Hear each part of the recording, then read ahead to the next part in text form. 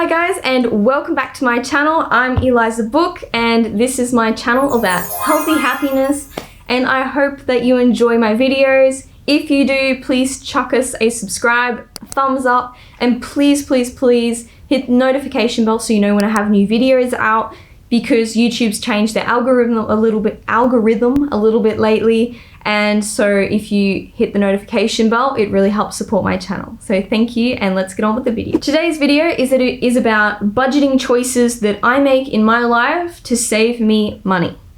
Now, these won't apply to everybody, and everyone makes their own budgeting choices and how they choose to use their money. But for me in my life, these are some things that really help me to save money and to not overspend.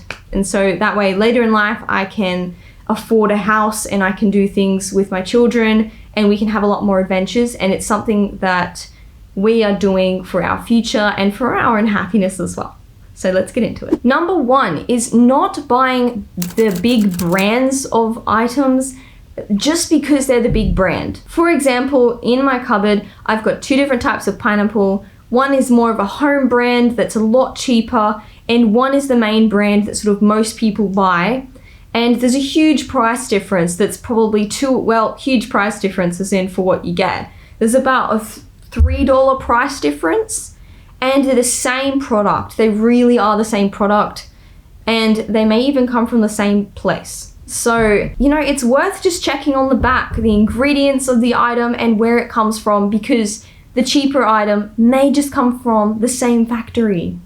It does sometimes, and it frustrates me that people don't know that sometimes, and that it's not taught to people enough that you can just choose a different item and it has the same stuff in it.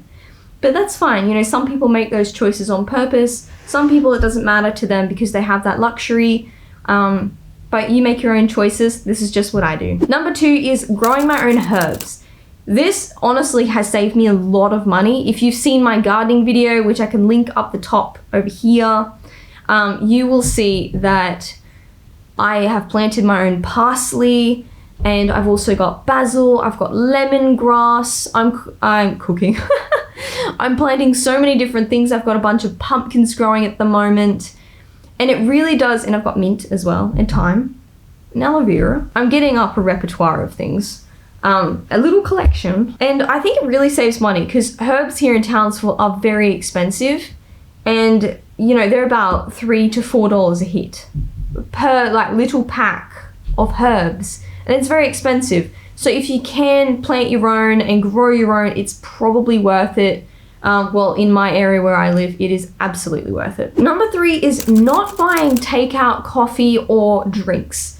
Like, I know when I was younger, it was sort of like a thing that you did with your mates. You walked home or you walked past the shopping centers and you'd all get like what is that thing? Like a coffee. You get a coffee or you get an iced coffee and you'd be like, yeah. But every time, that's like $3, $4, $5 every time you do that. And wow, that saved us a lot of money. Just, we don't buy any takeaway coffee or tea, or any takeaway drinks. We make everything at home. So I usually make a lot of smoothies, so we'll have smoothies at home and that sort of thing. Honestly, it saves you a lot of money. It adds up a lot. I'll actually put up, if you spend $5 a week on coffee, just buying coffee out or buying a chocolate milk or whatever you do, you will spend this much per year. That's this much that you save. It adds up, and especially over a long-term period, if you do it for a few years, wow, you will save so much money. So I highly recommend, but there's honestly, sometimes it brings people so much joy to go out and have a coffee with friends and stuff, and hey, you do what works for you. Something that's very important for us is having a weekly budget maximum. For us in our household, it is $100 per person per week, and that is our absolute maximum. We cannot go over that amount.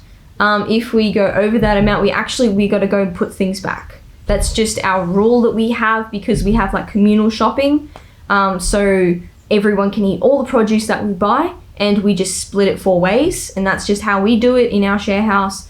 Everyone's different, and that works for us. So $100 a week per person, and that's the only money that we spend on food every week.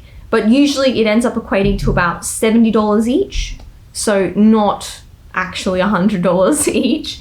I don't think we've ever actually had it come to $100 each a week, or even like 90.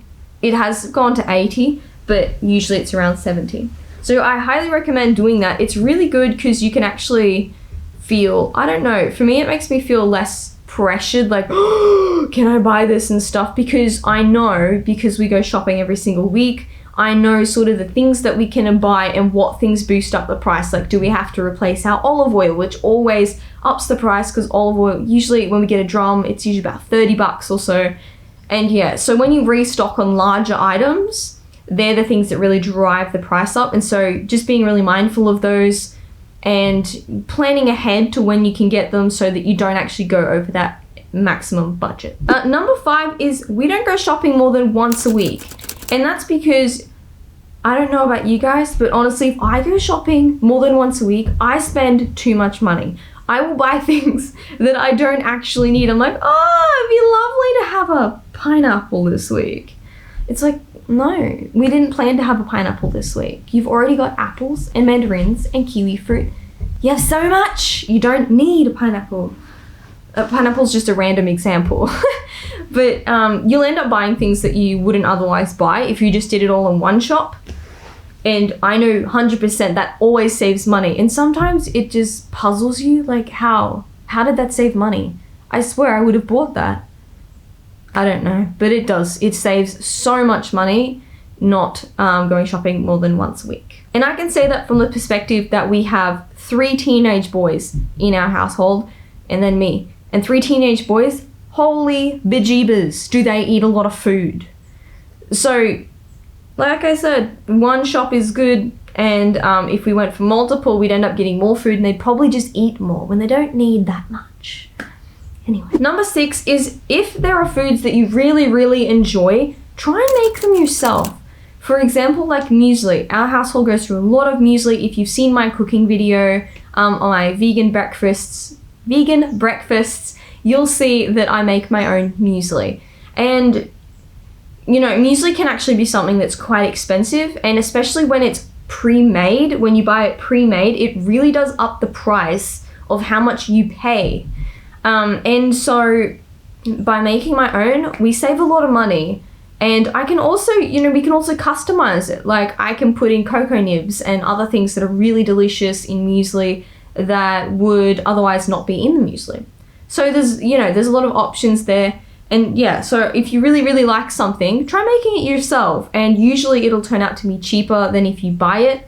But in saying that, some people truly don't have the time, and we all understand that here. We're all friends. Number 7 is having less snacks. Having less snacks in the house, actually, it does a lot of things. It provides more opportunity for people to learn how to cook for themselves and actually go and make something instead of, oh, I'll just have a packet of chips, or, you know, I'll just have a packet of noodles or something. It gives people the opportunity to be more creative in the kitchen, which is really quite a fun thing that I would want for my own children in the future. As well as you save a lot of money, because snacks are one of the things that they add up a lot, especially if you have a lot of snacks. So in place of this sort of budgeting tip is, instead of buying lots of snacks and like packet snacks and things that end up adding up to a lot of money, just buy fresh fruit. And if you want, you can cut it all up, put it in a container in the fridge, and say, oh yeah, if you guys want this as a fruit salad in the fridge for whenever you feel peckish. It often is a lot healthier than a lot of the snacks you buy. Plus, it's so nice. Like, in Townsville, it gets so hot that if you had a delicious cold fruit salad. Number 8 is, when you go shopping, have a list. Because in our household, the thing that we spend money on the most is food. We don't really spend a lot of money elsewhere. I mean, I do a little bit in skincare, but I've been doing lots and lots of research, and I've actually come across some cheaper products, but another video. Yeah, so having a list, honestly, so beneficial. If you say, this is my list, I'm not going off this list, and you go through your pantry, you say, oh, these are the things I need to replace, these are all the recipes that we're making this week, and these are all the ingredients we need for them. And then you write it on a list, you go in and boom, you buy those things. There are a couple of things that I sort of don't put on my list. Like, we drink a lot of oat milk, Mitch and I. It's from our research, it's the most sustainable plant milk that you can get is oat milk.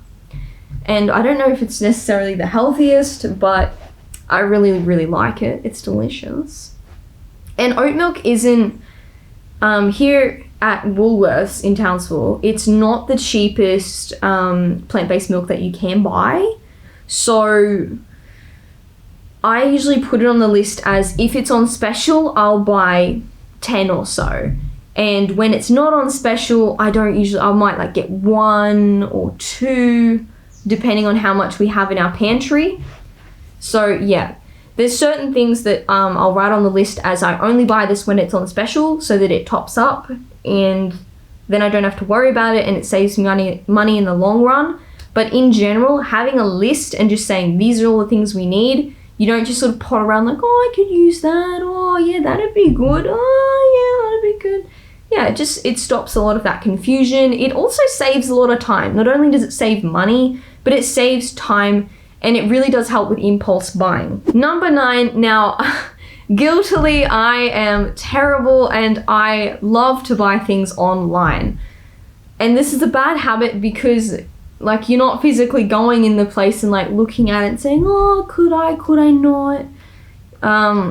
And for me, I find it difficult with online buying. So something that I've sort of set in place to save a bit of money if I'm looking to buy something online. I don't know if I just put mascara everywhere. Did I just put mascara everywhere? I don't know. Please excuse it if there is. So something that I do if I am buying something online is I look at the product, and I actually go through and do a lot of research about it, research of similar products that might be cheaper.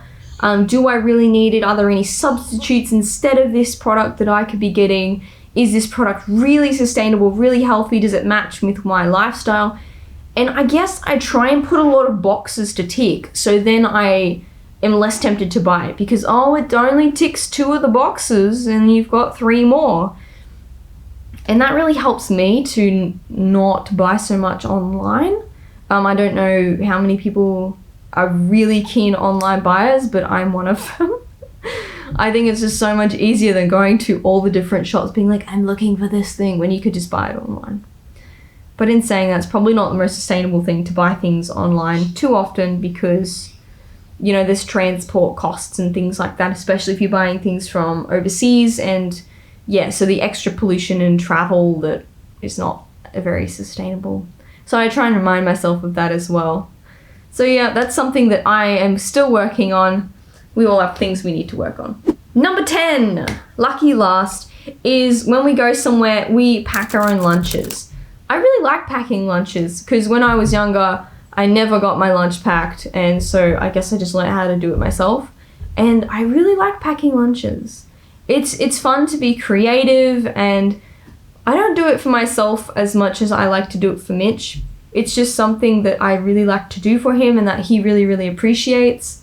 So I like to pack him a really lovely lunch. I usually don't even go through that much effort to make myself lunch, but he's important, so I really want to. Yeah, it just stops you from going and buying food because you've already got food there. You know, you've already paid for it in that shopping trip that I said, that one shopping trip. You can make so many things because you've got your staples already in your pantry that are all ready to go. So yeah, I would really recommend making your own lunches instead of buying lunch. Sometimes it's unavoidable, in all honesty, sometimes it is. And we do what we can. But yeah, it's something I like to do, and yeah, it makes you feel good when you're like, I can just eat my own lunch, it's already here, I don't have to wait in line, don't have to do anything. So thank you again today, guys, for watching this video. Hope you enjoyed looking at my lovely Spider-Man t-shirt. This is op-shopped. Yeah.